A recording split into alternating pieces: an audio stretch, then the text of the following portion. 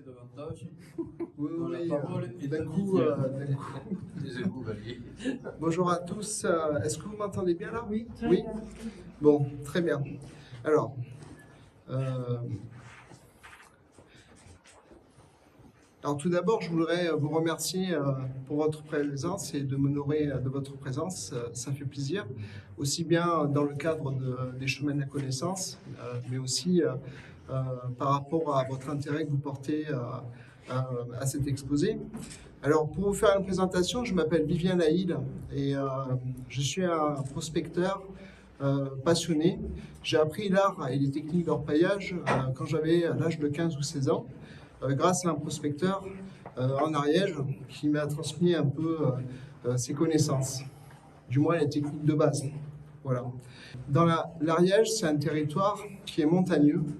Et il faut savoir que l'or est présent partout dans le monde, là où il y a des montagnes, des chaînes de montagnes, des massifs, avec des roches plus ou moins anciennes.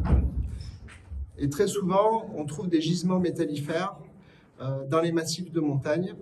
Et toutes les rivières dans le monde entier qui traversent ces massifs de montagne charrient des grains et des paillettes d'or de manière perpétuelle. Et les processus d'érosion des roches de ces massifs font qu'on trouve et on trouvera toujours de l'or dans ces rivières montagnardes. Et ensuite, ça se déplace vers des grandes rivières beaucoup plus grandes, jusqu'aux littoraux, où sur les plages, on peut trouver aussi des grains et des paillettes d'or, il faut le savoir. En Ariège, l'orpaillage et la prospection aurifère sont des activités culturelles ancestrales, très anciennes. C'est une activité qui fait partie de la vie pastorale de l'Ariège. Et disons que c'est une tradition qui a été délaissée, oubliée. Mais il faut savoir que durant l'Antiquité, durant très longtemps, jusqu'à de nos jours, enfin du moins le siècle dernier, l'orpaillage, c'est-à-dire la cueillette de l'or, était une activité commerciale, une véritable industrie. Donc ça avait quand même une importance dans la vie sociale et dans la vie locale. Donc ça permettait aux agriculteurs d'avoir des compléments de revenus pendant très longtemps. Et il faut savoir aussi que à une époque, c'était une activité où les femmes exerçaient, cueillaient de l'or en fait dans les rivières. Et ça, c'est quelque chose qu'on ne sait pas peut-être forcément. Il faut faire la différence entre un chercheur d'or et un prospecteur d'or. Le chercheur d'or, lui, c'est son job, il veut chercher de l'or pour faire du business, pour gagner de l'argent.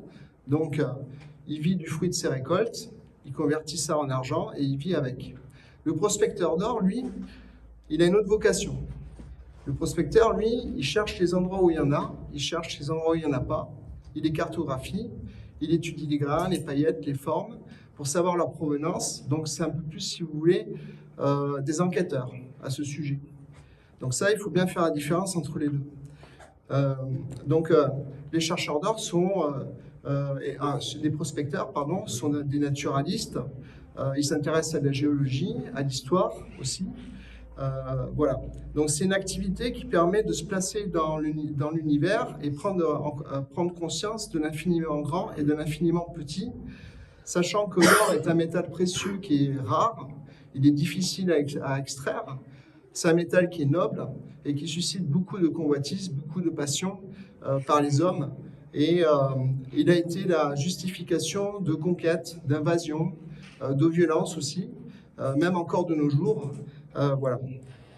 Aussi, je voulais dire que l'extraction de l'or en Ariège n'a rien à voir avec l'extraction de l'or qu'on pourrait avoir en Guyane, par exemple.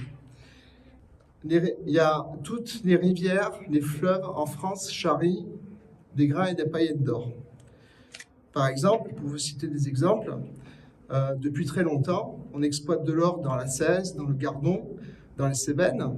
À Laurière, on exploite de l'or aussi en Bretagne, dans les montagnes noires, dans la Creuse, dans l'Aureuse, en Haute-Vienne aussi, les mines de Salsigne, dans le Rhône, dans le Massif central, dans la Loire, au Canigou. La Garonne aussi a été très exploitée aussi. Toutes les rivières pyrénéennes ont été exploitées, d'une manière ou d'une autre. Il y a aussi la Lozère, le Tarn, l'Ariège, l'Allier, le Verdon et l'Isère. Donc c'est pour vous citer quelques exemples. Il faut comprendre la configuration géologique. Pour comprendre la présence d'or, il faut d'abord faire un petit topo sur la géologie. Donc les Pyrénées n'ont pas tout le temps existé. Elles se sont formées en fait par des forces de la nature, donc la tectonique des plaques, la dérive des continents. Ce qui se passe, c'est que dans nos sous-sols, il y a de la lave en fusion, il y a du magma qui font des mouvements de convection, un peu comme quand vous mettez une casserole sur le feu, on voit ces mouvements de convection.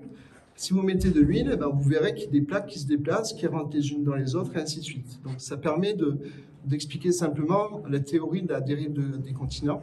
Donc ce qui se passe concrètement, ce qui s'est passé, c'est que il y a la plaque ibérienne, la plaque espagnole, que vous voyez ici, qui est venue s'encastrer petit à petit dans cette zone, dans le sud de la France, dans le sud-ouest de la France. Voilà, donc ça a engendré ce qu'on appelle le cycle hercynien, qui a entraîné donc, la formation des Pyrénées, du massif armoricain, du massif central et aussi des Alpes. Ce qui s'est passé, c'est que la plaque ibérique est prise en tenaille avec la plaque africaine qui pousse de 4 mm par an. Donc tout ça s'est compressé, ça monte vers le nord et ça a formé la chaîne des montagnes des Alpes, la chaîne de montagnes des Pyrénées. Et ça progresse de 1 mm par an en moyenne. Voilà. Donc la plaque africaine, elle progresse vers le nord entre 4 et 7 mm par an. Donc ce sont des forces qui sont colossales. La conséquence de ça, c'est qu'il va y avoir un phénomène qu'on appelle l'hydrothermalisme, qui fait qu'en fait, il va y avoir des particules d'or et des particules de métaux qui vont remonter dans les chaînes de montagne, qui vont remonter dans les montagnes. Et donc, par exemple, il faut savoir que dans la croûte terrestre, il y a de l'eau. Donc, l'eau va se chauffer avec le magma et il va charger de particules métalliques, métallifères, et remonter vers la surface.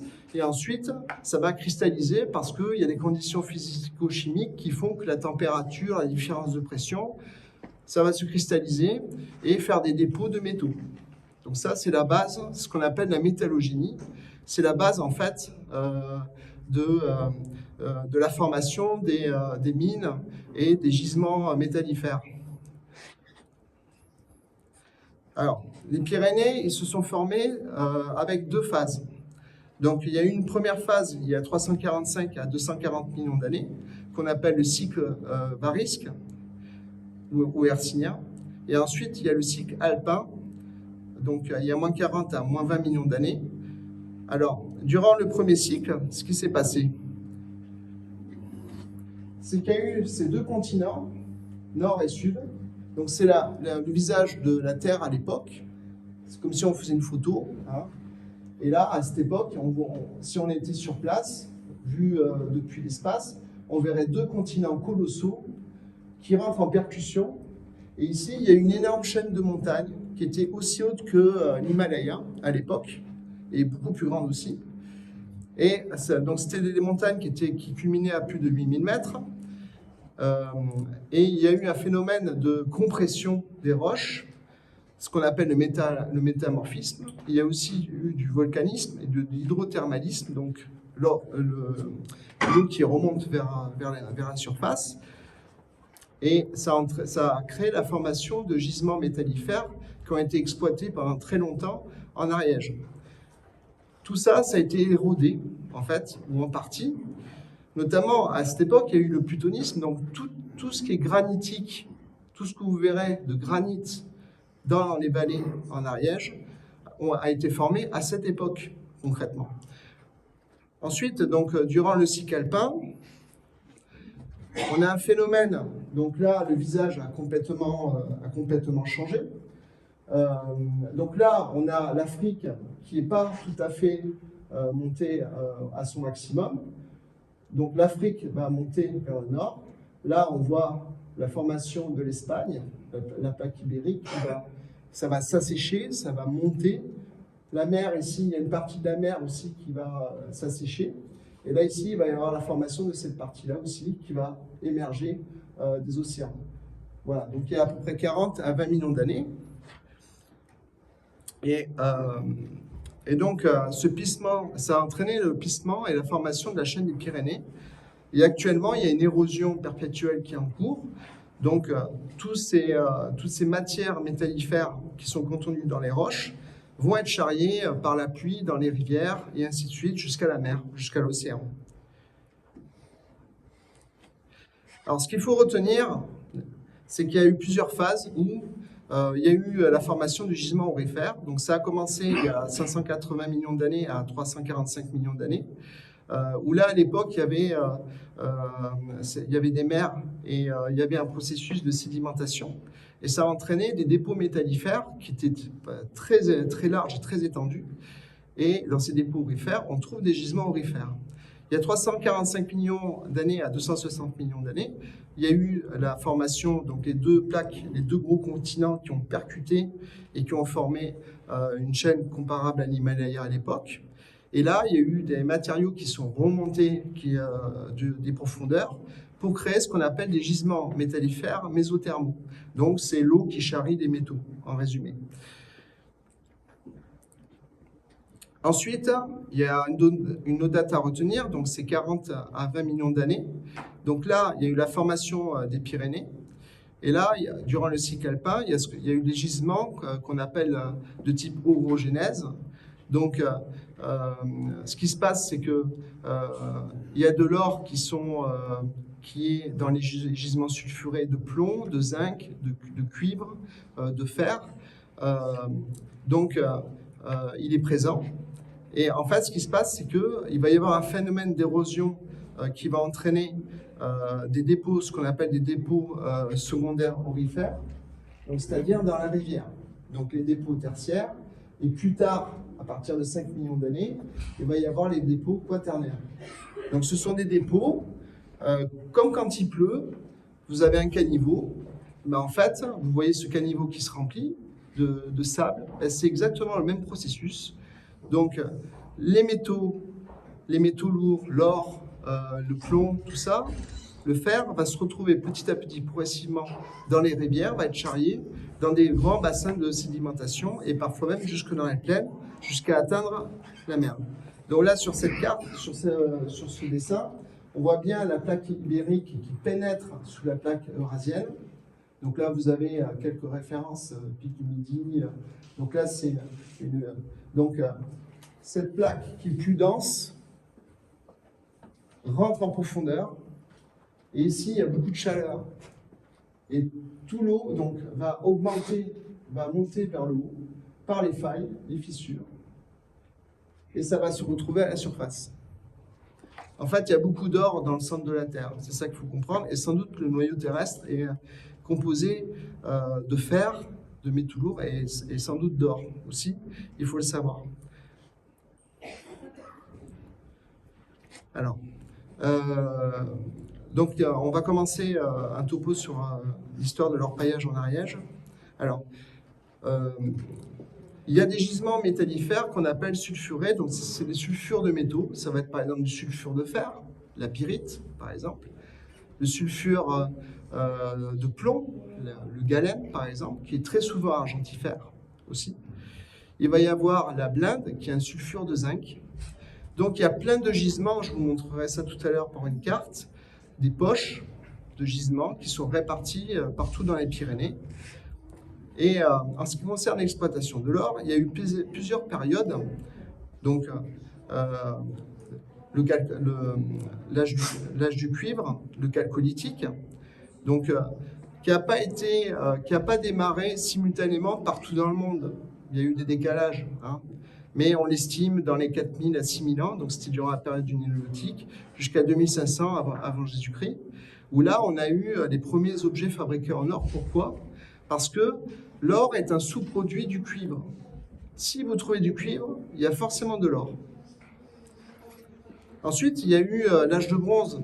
dont la période se situe à peu près dans les 2700 à 900 avant Jésus-Christ à peu près, où là, l'extraction de l'or a pris une plus grande importance, les techniques se sont améliorées aussi. Donc ça a entraîné la fabrication d'objets aussi un peu plus complexes, on va dire. Et après, il y a eu la période d'âge de fer, donc située vers 1100 avant Jésus-Christ, dans le monde méditerranéen, et vers 900 à 700 avant Jésus-Christ, dans le nord de l'Europe. Donc vous voyez, il peut y avoir des grands décalages, en fait. Voilà. Où là, durant cette période-là, l'exploitation de l'or était très active. Alors bien sûr, ça ne s'est pas tout fait d'un coup, ça s'est fait de manière progressive. Hein. Donc bon, les archéologues ont fait beaucoup de recherches dans ce sens et on arrive à dater les périodes, tout ça. Donc on a des preuves concrètes de toutes ces périodes. Elles peuvent se chevaucher ou pas. Voilà. Alors, il y a eu de nombreux peuples et de nombreuses tribus qui ont participé à cette industrie minière pendant des siècles et des millénaires. Depuis une époque très ancienne, donc depuis l'époque du chalcolithique et du néolithique, on a trouvé des traces. Et c'était donc des peuples métallurgistes qui vivaient dans les montagnes. Donc ils étaient indépendants, autonomes. Ils étaient très compétents dans les techniques d'extraction des métaux, de traitement du minerai, déjà à l'époque, la concentration des minerais, et la création donc par les forges d'objets plus ou moins complexes. Hein. Et de ce fait, comme ils avaient cette science, ils ont été que très tardivement, ils ont subi de manière tardive des invasions successives que je développerai tout à l'heure. Donc, il faut retenir que la prospection aurifère a été essentiellement réalisée dans les rivières locales, dans les placiers, ce qu'on appelle les placiers. Nous, les orpailleurs, quand on parle de mines d'or, c'est en fait des dépôts de sédiments ou de galets dans la rivière. Les mines d'or qu'on imagine, où on tape avec la pioche et puis on trouve l'or dans la roche, ce sont des mines qui existent dans d'autres endroits dans le monde, par exemple en Amérique du Sud ou en Amérique du Nord ou en Afrique. Nous, ici, on n'a pas ce type de gisement de mine, si vous voulez.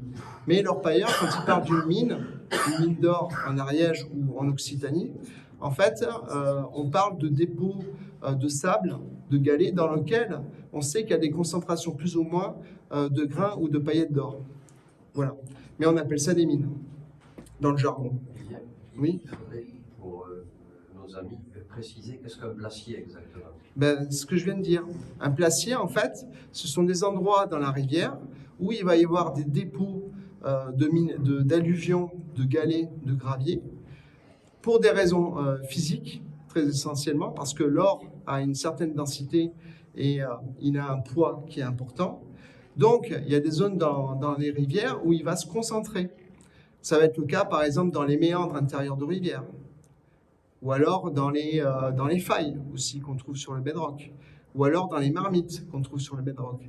Donc il y a des phénomènes physiques qui font qu'il y a des endroits que l'orpailleur identifie, le prospecteur identifie, où il sait que statistiquement, il va y avoir plus de grains et de paillettes d'or. C'est uniquement de la physique, en fait.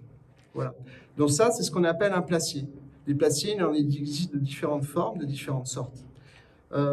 Alors voilà, donc en Ariège, il n'y a pas de mine d'or reconnue comme on pourrait avoir, comme je vous ai expliqué, qui est exploitée. Hein. C'est essentiellement dans les rivières, sachant que j'ai trouvé de l'or en dehors des rivières, sur des sites inland, donc c'est-à-dire parfois loin des rivières. L'Ariège est un pays de mines et de gisements. Là, par exemple, vous avez une carte qui montre la répartition de différentes mines. Donc j'ai mis 4 ou 5 ans pour faire cette carte. En fait, j'ai recensé toutes les mines qui existaient dans toutes les sources possibles et imaginables, y compris des histoires locales aussi. Donc là, vous avez par exemple en rouge les mines de fer, hein, en rose les mines de zinc et de plomb, ensuite en bleu ciel, ici le cuivre, il y a l'aluminium, l'arsenic, ensuite en violet le manganèse, et en bleu tout ce qui est charbon, et en blanc ce sont les carrières de marbre. Ce qu'on voit, c'est qu'on a des bandes, des zones où ça se concentre, ça fait des poches, concrètement. Là, on a le massif de Barthélemy, par exemple. Donc ça fait des poches. Là, ici, vous avez la zone de Vic de Sos, et ainsi de suite. Donc ça fait des bandes, dans lesquelles on va trouver des sulfures métallifères, de zinc, de plomb, de galène, d'argent, et donc de l'or qui est disséminé dans la roche, dans des proportions variant de 0,1 g à 15 g à la tonne. Et c'est l'érosion qui attaque ces roches-là qui font que ça libère l'or dans la nature et dans les rivières.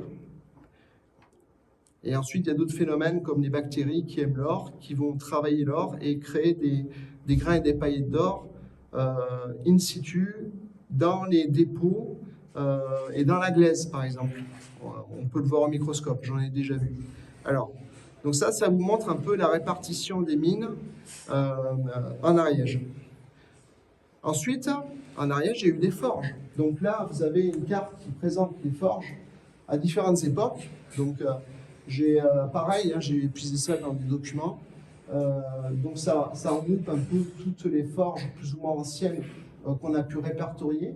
Donc souvent, c'est des forges pour le fer et d'autres métaux. Donc ce sont des lieux où on traitait les minerais et les métaux pour en faire des objets plus ou moins complexes.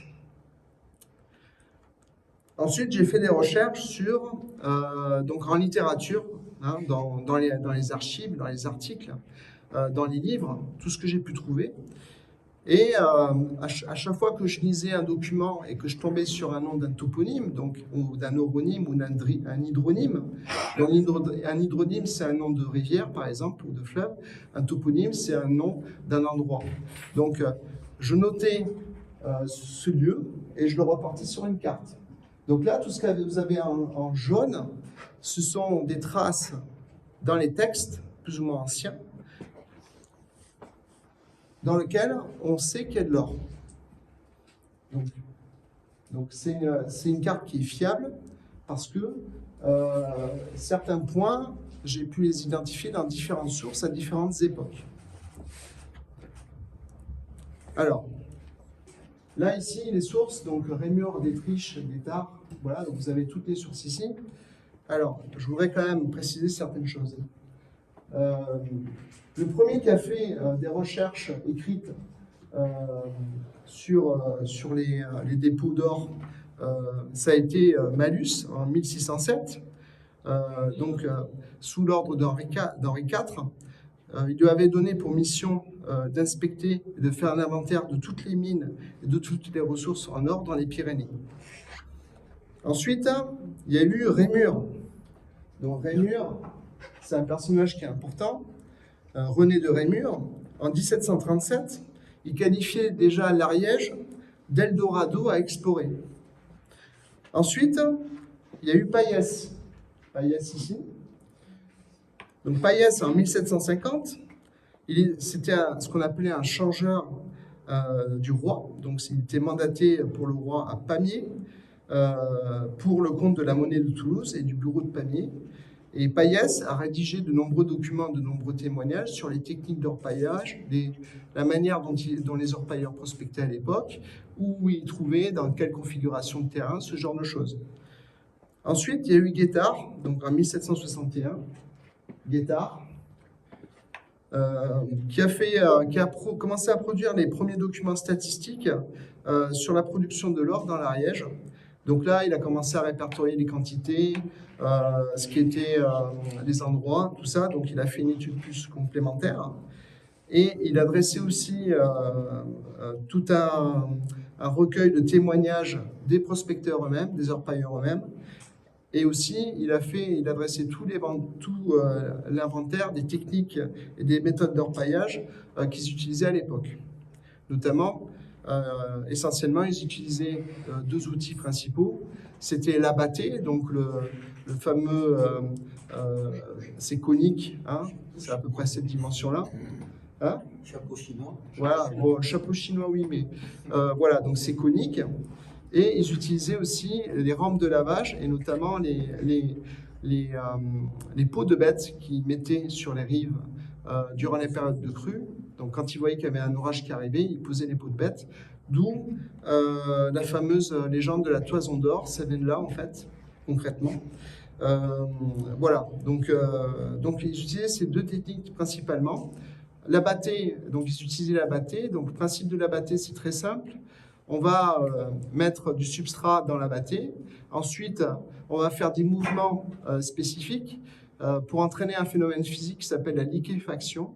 Et du coup, comme l'or est très lourd et très dense, il va avoir tendance à aller dans le fond de la bâtée avec ce qu'on appelle les sables noirs. Et ensuite, ils font des mouvements spécifiques dans l'eau de la rivière, à la surface de l'eau, pour enlever les particules les plus légères. Et ensuite, ils ont les particules les plus lourdes, les plus denses, qu'on appelle le sable noir. Et dedans, il y a les paillettes. Voilà. Donc, et notamment Guettard a défini très précisément les zones de prospection les plus payantes, on va dire, les plus propices à l'exploitation de l'or à l'époque. Donc, pour vous citer quelques exemples, il y avait Orlu, la zone de Saint-Barthélemy, Saint-Giron, Saint-Nizier, jusqu'au Saly du Salat, hein, jusqu'à la Garonne aussi. Varilhes, donc le site de Saverdun était très exploité aussi à l'époque. Le site de Pamiers aussi. Le site de Lompré, Guillou, Benaguès, Cailloux, l'Estric, Saint-Amand, toute la vallée du Vic des Sosses, Siguet et Loubens, pouvant en citer quelques-uns.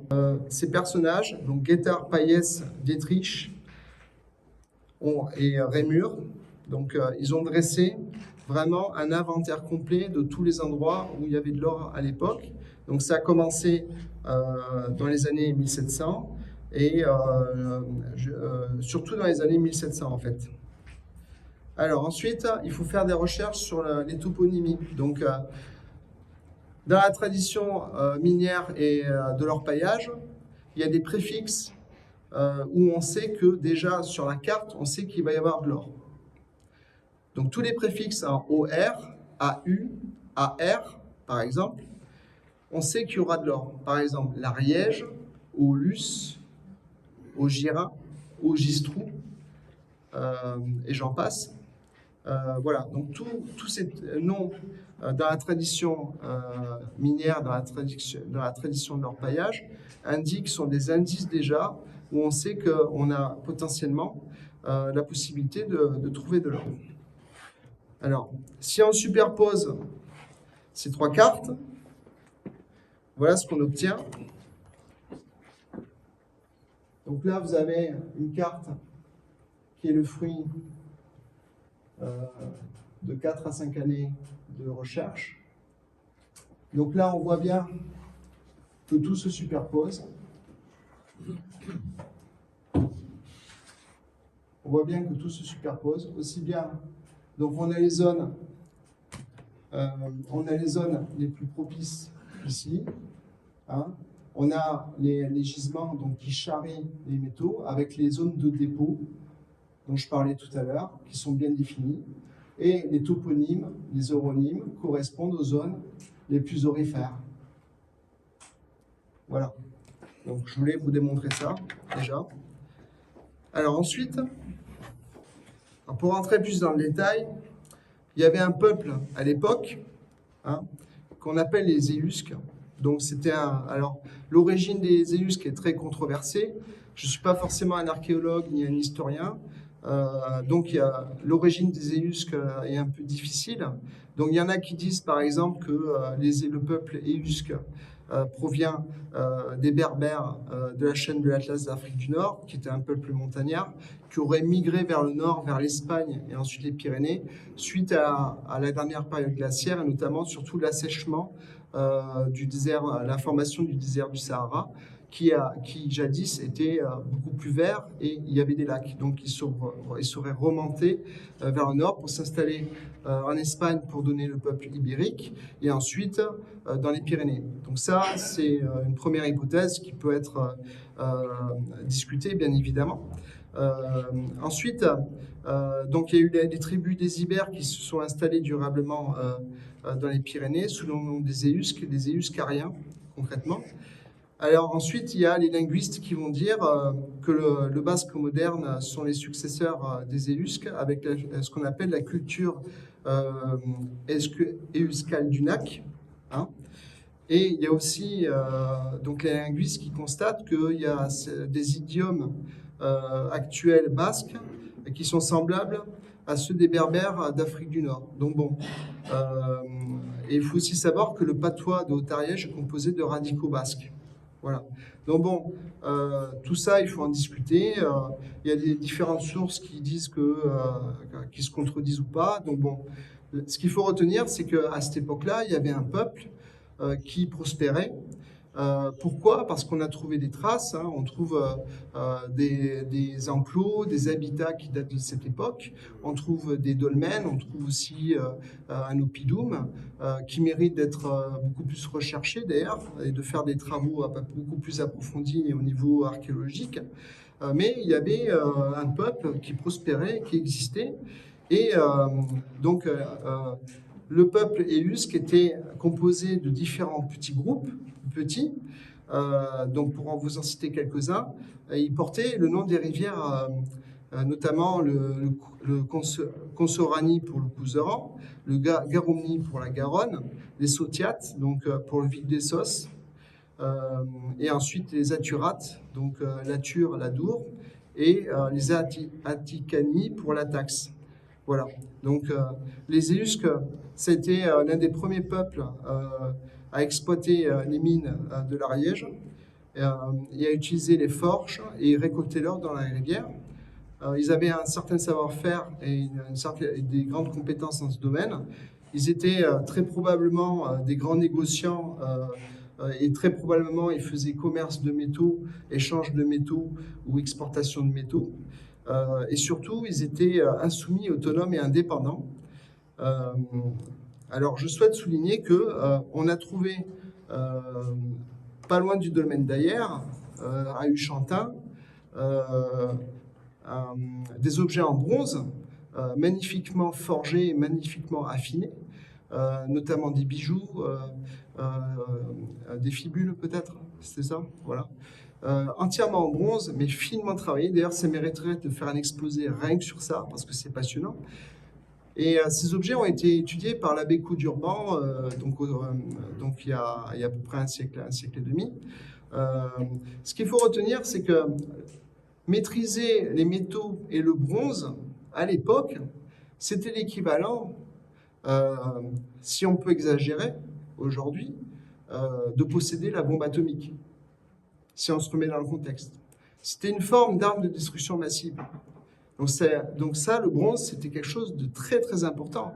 Un peuple qui maîtrisait l'usage du bronze, la fabrication du bronze, l'extraction, l'affinage, la forge, toutes ces étapes, avait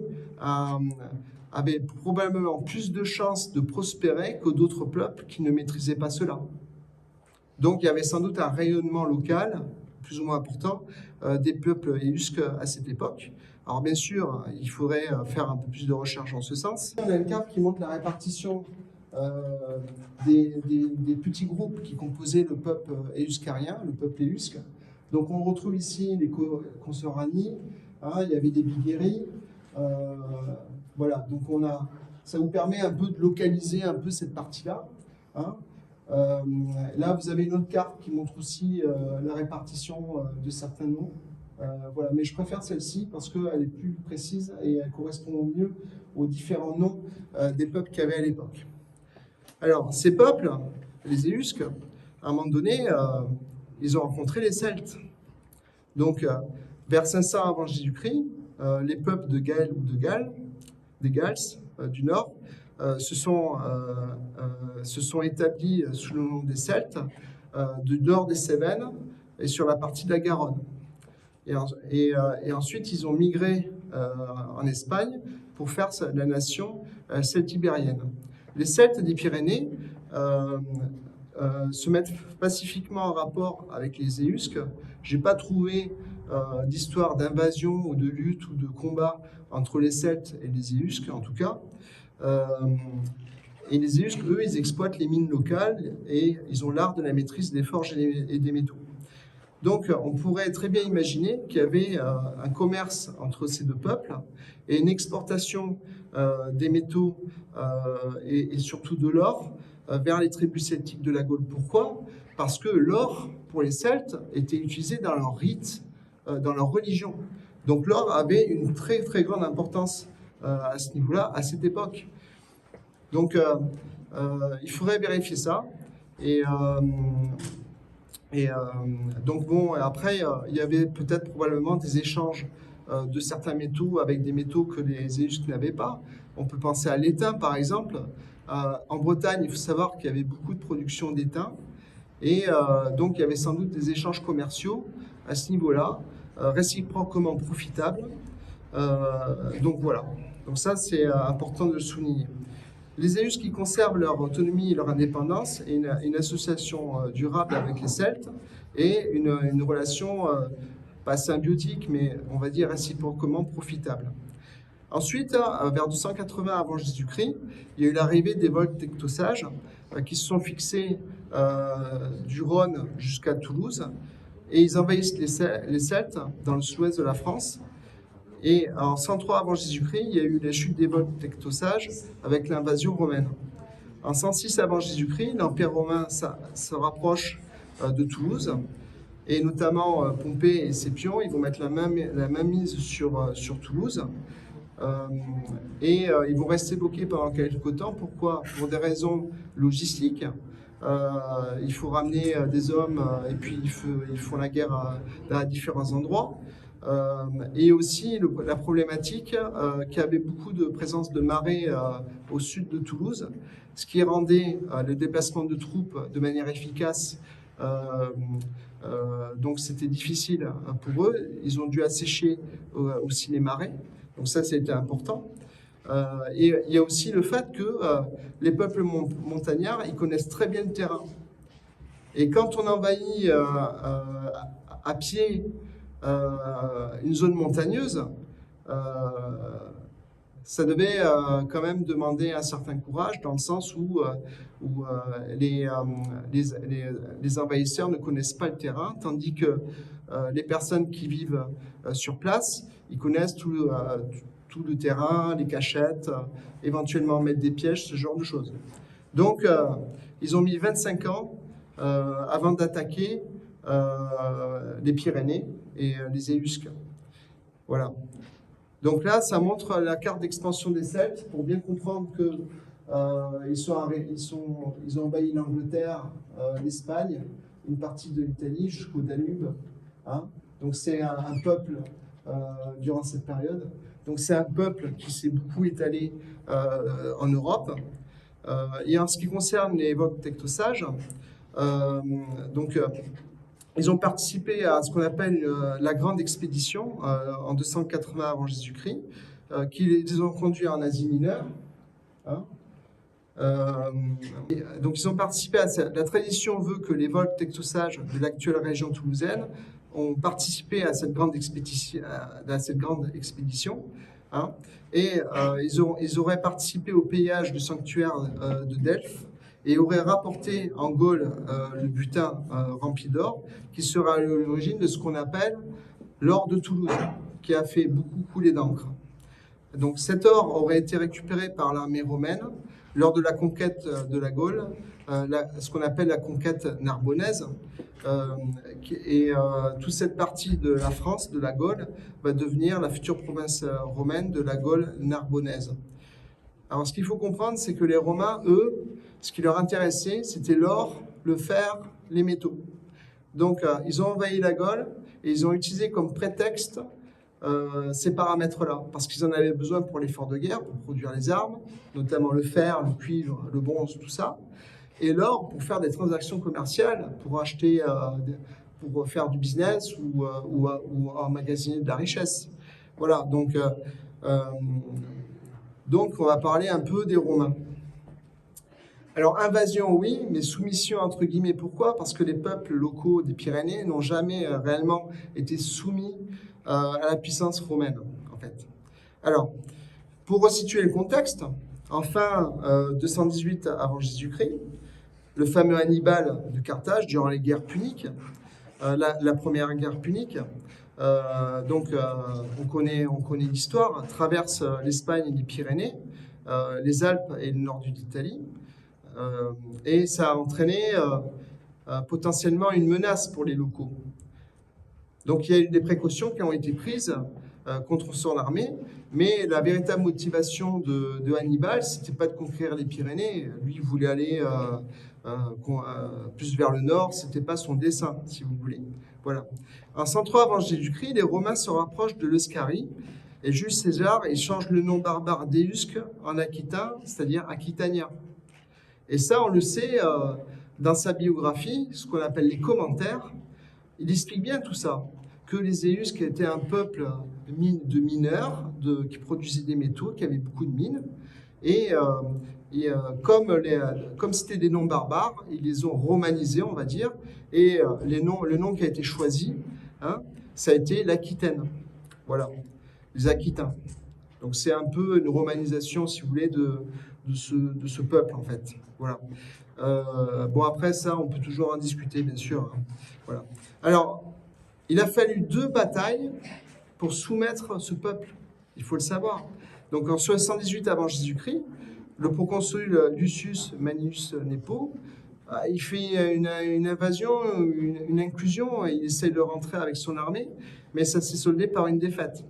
Donc, il a fallu attendre encore un bon laps de temps, donc c'est-à-dire vers 55 à 58 avant Jésus-Christ. Là, c'est Jules César, il voulait vraiment mettre la mainmise sur ce territoire, et il ordonne l'invasion et la soumission de ce peuple, les Éusques, par le lieutenant Publius Licinius Crassus, dit le Jeune, et là, ça se solde par un succès. Et en fait, la bataille finale a impliqué le peuple des Sotiates et le peuple des Garumni. Et la bataille finale a eu lieu en fait dans une zone proche de Foix, à Wisch, et ça a entraîné la capitulation de 12 tribus aquitaniques importantes, donc les Trabelli, les Bigiriones, les Pressiani, les Vocates, les Tarusates, les Lusates, et ainsi de suite, les Garumni, les Sotiates, voilà. Donc bon, ils n'ont jamais été vraiment soumis parce que même si lorsqu'on lit le récit de tout ça, parce que tout ça c'est bien expliqué dans les sources que j'ai pu lire, il y avait beaucoup de grottes, il y avait beaucoup de cachettes. Donc bon, ça a été très difficile pour les Romains de soumettre ce peuple. Et d'ailleurs, là vous voyez que Jules César a conquis la Gaule avec le fer des Romains et il a servi la République romaine avec l'or des Gaulois. Donc il avait vraiment une raison politique, financière, stratégique de s'emparer de ce territoire. Et c'est seulement à partir de l'époque gallo-romaine qu'on trouve une exploitation aurifère beaucoup plus active dans ce pays. Et là, en fait, il faut bien comprendre que la Gaule fut pour les Romains une grande source d'or, et c'était l'équivalent un peu pour les conquistadors, ce qu'il y avait au Mexique et au Pérou, en termes d'importance stratégique et en termes d'apport d'or. Donc ça, il faut bien le prendre en compte. Alors, ensuite, il y a la Gallia Aurifera, donc l'Eldorado. Il y a plusieurs historiens, érudits, philosophes latins, grecs de l'Antiquité, qui évoquent déjà à l'époque, dans leur récit, l'abondance de la richesse des rivières aurifères en Gaule. Donc ça a été par exemple le cas de Pline l'Ancien, de Plutarque, et même Jules César en personne, dans ses commentaires, dans ses biographies. Et les anciens appelaient toute cette partie de la Gaule, la Gallia Aurifera, et c'était un véritable Eldorado, comme le Mexique ou le Pérou pour les conquistadors durant la Renaissance. Donc les ressources métallifères et l'or avaient une grande importance, un grand intérêt, et ça a justifié l'invasion des Romains vers la Gaule. Donc par exemple, à l'époque, il est avéré que durant cette période, il y avait des rivières comme la Cèze, le Tarn, le Gardon, qui étaient déjà exploitées à l'époque. Ensuite, il y a l'étymologie du mot Ariège. Donc, le terme Ariège, ou Oriège, Origera, ça veut dire qui charrie de l'or. Donc ça, c'est la vision orpaillage, la vision romantique et poétique de la tradition minière, qui a quand même son importance. Ensuite, il y a l'étymologie Arieja. Donc dans la langue celte, Argia, Argo, signifiait blanc, brillant. Ensuite, l'étymologie du mot Ariège, Ariz, Arak et Regia, donc ça veut dire rivière en basque. Et ensuite, il y avait l'étymologie Riège, qui suit le suffixe AR, donc qui signifiait irriguer, et ou alors rivière maîtresse. Voilà. Donc, l'étymologie du mot Ariège est importante parce que bon, on peut avoir différentes définitions, comme vous le voyez ici. Ensuite, j'ai besoin de 10 minutes, c'est bon? Tout à fait. Bon. Avec quelques minutes. Oui, bien sûr. Alors, la Cour des monnaies de Toulouse, ce qui s'est passé, c'est que sous le compte de foi, la prospection aurifère était répandue. Il y avait ce qu'on appelait la permission de 1476, qui autorisait tous les habitants, tous les autochtones de l'Ariège, en fait, qui étaient sous la gestion du compte de foi, d'exploiter l'or et de cueillir l'or des rivières sans contrepartie financière, sans taxe, ni préjudice du droit des seigneurs propriétaires des rivières. Donc, il y a eu une forme d'expropriation à ce niveau-là, au final, qui aura quand même des conséquences. Donc, à Pamiers, l'orpaillage était un privilège. Donc, la communauté revendiquait ce droit, et il le défendait devant le conseil de ville en 1477. Donc, c'était une activité strictement réservée aux autochtones. Donc, personne d'autre pouvait venir ramasser l'or à Pamiers. Ensuite, en 1607, lorsque le comté de Foix fut uni à la couronne de France sous Henri IV, le privilège a été retiré à la ville de Pamiers et au reste de l'Ariège par l'État au profit d'une organisation qu'on appelle la Monnaie de Toulouse, donc qui accordait ce privilège au nom du roi. Voilà. Donc, c'est Manus à l'époque qui avait commencé à faire les premières études pour Henri IV. L'Hôtel des Monnaies de Toulouse, au nom du roi, en fait, il centralisait toutes les décisions administratives, donc les permissions, et faisait autorité auprès des orpailleurs ariégeois. Et ensuite, l'Hôtel des Monnaies de Toulouse administrait les concessions aurifères, leur distribution, autorisant l'exploitation sans autorisation de propriétaire, à condition de remettre les sites en état. Donc c'était vraiment une expropriation à l'époque. Et ensuite, l'Hôtel des Monnaies de Toulouse achetait l'ensemble des récoltes des cueillettes d'or, du moins essayait de le faire, qui étaient récoltées par tous les prospecteurs, au bénéfice de l'État. Donc c'était l'acheteur exclusif. Seulement, ça engendrait des problèmes. Et la création du bureau de Pamiers. Le problème numéro 1, c'est que la Cour des monnaies de Toulouse, il récupérait qu'une partie de tout ce qui était récolté. À peu près un dixième, parce qu'il y avait des colporteurs, il y avait des contrebandiers qui venaient voir les orpailleurs et ils achetaient l'or de la main à la main, donc surtout des Espagnols.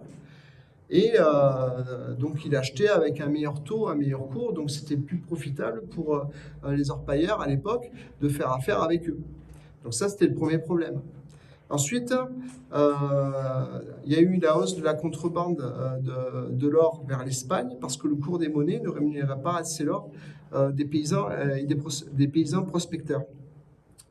Alors, ça a entraîné en conséquence la création du bureau de Pamiers qui a été administré par un inspecteur, le sieur Payès, dont je vous ai parlé tout à l'heure, ce qu'on appelle un changeur de monnaie, un changeur de la monnaie, avec l'établissement de bureaux de change dans les villages, de villes et des lieux de prospection aurifère directement sur place, en fait. Et donc là, il voulait un peu plus contrôler ça pour éviter et réduire la contrebande à l'époque. Et Payès, qui était un homme de science et un observateur, et aussi un naturaliste, il disait que les ramasseurs d'or de l'Ariège et du Salat et de la Garonne sont les plus adroits de l'univers. Ils sont talentueux dans le ramassage de l'or. Donc je vous invite vraiment à lire les écrits de Payès. Ils sont très instructifs à ce niveau-là. Et voilà. Donc ensuite, il y a eu le déclin de l'orpaillage en Ariège. Donc Tous ces phénomènes d'expropriation, de destruction des cours d'eau, enfin des berges, tout ça, les propriétaires, ils en avaient un peu marre et donc ils se sont plaints concrètement. Et dès 1738 à 1780, la profession des orpailleurs ariégeois a été discréditée. Donc ils avaient mauvaise presse et mauvaise réputation. Et en mai 1784, le conseil de la ville de Pamiers demanda à la Cour des monnaies de Toulouse de durcir les règles en n'autorisant que les habitants de Pamiers uniquement et rien d'autre. Parce que les gars, ils venaient de l'extérieur et ils essayaient de tirer parti de tout ça. Ensuite, il y a eu un arrêté en 1791 qui transforme le droit royal minier et instaure un droit de concession étatique. Les permissions royales n'ayant plus aucune valeur, donc la prospection aurifère tomba en désuétude et fut entièrement libre. Donc ça a été un peu le BINS, pour être poli. Les propriétaires terriens ont alors chassé les orpailleurs afin de procéder eux-mêmes à la récolte d'or à leur propre compte, employant des chercheurs d'or à bas prix, mais qui souvent étaient inexpérimentés. Donc ça a entraîné une grande paupérisation de la profession à l'époque.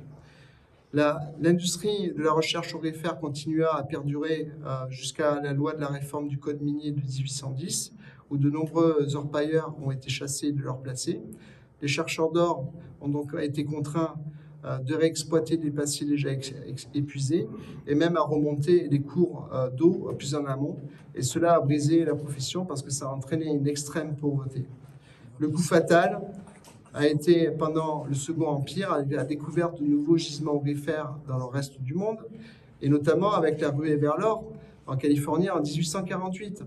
Et ce qui s'est passé, c'est qu'il y a des orpailleurs, des prospecteurs qui avaient un savoir-faire, qui ont migré en Californie pour vivre de la cueillette de l'or là-bas. Donc il y a eu une migration à cette époque, donc il y avait presque plus d'orpailleurs dans le coin. Voilà. Et ensuite, donc, on trouve encore quelques orpailleurs de métier, notamment Joseph Dufour qui s'est éteint en 1892 à Pamiers. Et pour conclusion. Bon, ça va jusque-là? Quelque chose dans le monde. Voilà. Alors, donc la ruée vers l'or en Californie, paradoxalement, en parallèle, ça a remotivé de nombreuses personnes à revenir en Ariège. Seulement, bon, c'était des gens vraiment inexpérimentés, de métiers qui n'étaient pas du tout ça, enfin qui ne correspondaient pas à ça. Donc, ils n'avaient pas les pratiques, donc ils ont beaucoup galéré. En 1850 jusqu'à 1938, le service des mines distribua de nombreuses autorisations de fouilles et de prospection aurifère. Et notamment, si on lit la presse de l'époque, on se rend compte que dès les années 30, la fin des années 30 et durant les années 40, la presse a relancé le débat sur l'intérêt de reprendre l'orpaillage dans les rivières. On le voit dans les articles de l'époque. Et on a aussi, comme il y a eu le développement des barrages, les géologues ont remarqué qu'il y avait des dépôts de sites aurifères au niveau des barrages, dans les dépôts qu'on trouve en amont et en aval. Donc, au final, les chercheurs d'or, pour la plupart, étaient expérimentés dans les techniques d'orpaillage, car ils étaient issus de professions qui n'avaient rien à voir avec l'extraction de l'or.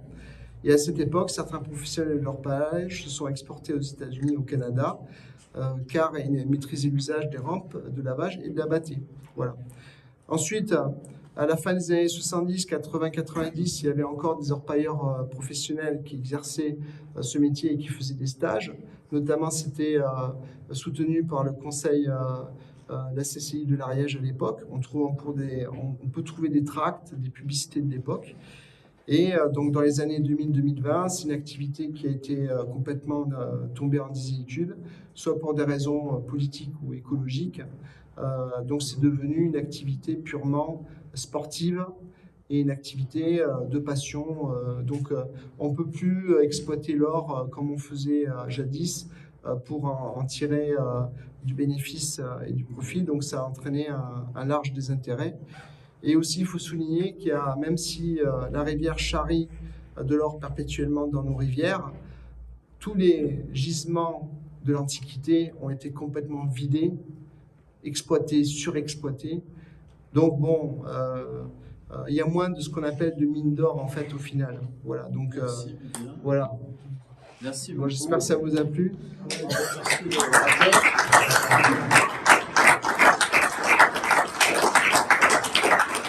Bon, Il nous reste quelques minutes pour oui. la salle. merci.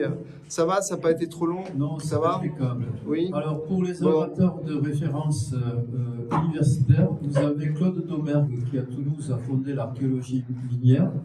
Maintenant, c'est plutôt Coué, c'est plutôt d'autres spécialistes, notamment pour l'Ordre de Toulouse, que vous retrouverez facilement sur Internet. Donc, est-ce qu'il y a une question? Et après, je vais passer la parole à Claude Moune qui va conclure la 4e édition des Chemins à la Connaissance. Monsieur, au fond. Est-ce qu'actuellement, il est licite et autorisé de chercher de l'or dans les rivières, dans les Alors, canaux? il vient voir- Alors, justement, on en vient. Là, vous avez un diaporama qui explique la législation de la prospection EFR aujourd'hui en 2024. En gros, en résumé, les prospecteurs doivent demander l'autorisation à la DDT hein, ou alors à la préfecture. Hein, ils ont délimité des zones bien précises, une zone bien précise qui va en gros, en résumé, de Saint-Nizier jusqu'à Saly-du-Salat. Donc il n'y a que cette zone où on a le droit de chercher et de prospecter, et il faut se signaler aux autorités. Hein. Ensuite, il faut demander l'autorisation du propriétaire sur les lieux privés. Ensuite, il y a une obligation de remettre en état le site, de boucher les trous, de remettre en état les berges. Il ne faut pas toucher aux frayères, par exemple, les zones de reproduction des poissons. Voilà. Donc il y a un cadre qui est bien défini. Est-ce que ça répond à votre question? Oui, tout à fait. Voilà. Donc on ne peut plus faire n'importe quoi. Claude Moune va... Il n'y a pas monsieur qui voulait poser une question? Est-ce que vous avez une dernière, question? la dernière. Oui. La relation entre le pastoralisme et les recherches et la prospection au IFER. Ben, en fait, pour eux, c'était un complément de revenus, concrètement. Souvent, c'était les femmes. Alors oui, c'était les femmes qui faisaient cette pratique-là. À cette époque, bon, comme ils trouvaient quand même de l'or, ils avaient une certaine habitude des placiers, c'est-à-dire qu'ils avaient, c'est comme les champignons, hein, ça revient toujours. Ils avaient, dès qu'ils savaient qu'il y avait les crues, ce genre de choses, ils couraient vers les berges dans le bedrock pour laver les sables et trouver de l'or. Mais c'était un complément de revenus. Ils ne pouvaient pas en vivre déjà à l'époque. Et ça demande tellement d'énergie, tellement d'efforts physiques, même à plusieurs, que bon, voilà, c'est difficile d'extraire l'or. C'est pour ça que c'est rare aussi. Est-ce que vous avez d'autres questions? La dernière question, parce qu'on doit rendre la salle, en fait, c'est ça. Non, mais allez-y, soyez pas timide. Hein. Mais en Afrique, c'est autorisé encore. Hein. Pardon? En Afrique, c'est autorisé. Autorisé. Oui, mais là, on est en France et ils ont durci les règles. Il y a un cas d'illégalité. Il y a beaucoup de choses qui sont... Alors notamment, on est obligé de ramasser les déchets. D'ailleurs, voici, on nous autorise à chercher dans les zones, mais on nous oblige à ramasser les déchets qu'on trouve. Là, vous en avez la preuve. C'est normal, c'est pour ça que Oui, oui. Même Non, dans mais les moi, ça me dérange pas. Ça a été interdit, il y a peu qui sont réautorisés. Moi, ça me dérange pas. Voilà.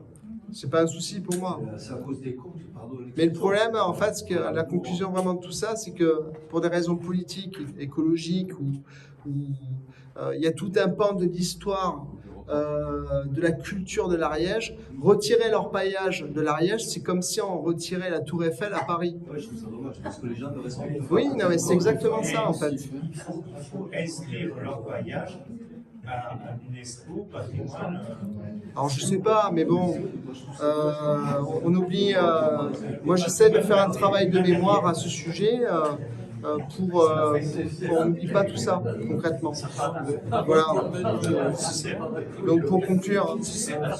Tu veux faire une conclusion? Ben oui, vas-y, je vais vite fait, mais en dehors de mon truc, je vais. Donc, Oui, alors. tu veux le Oui. micro? Non, mais c'est bon, j'ai le micro là. Bon, une petite conclusion de Vivien avant qu'on mette le feu aux poudres. Bon, bon, j'espère que ce sujet vous a plu. Sachez que ça a nécessité un an de travail. Les cartes que vous avez vues, ça a nécessité 4 à 5 ans de travail. Donc c'est beaucoup de temps passé à lire, à couper, à notifier les informations. J'ai même créé ma propre application pour ça, où je peux faire des fiches, des relevés, ce genre de choses. Moi, je suis avant tout un homme de terrain. Ce que je souhaite vous dire, c'est que je souhaite vous remercier vraiment pour votre présence. Et on est toujours très ravis de vous accueillir et on espère que les différents sujets qu'on vous a proposés vous ont satisfait, plu.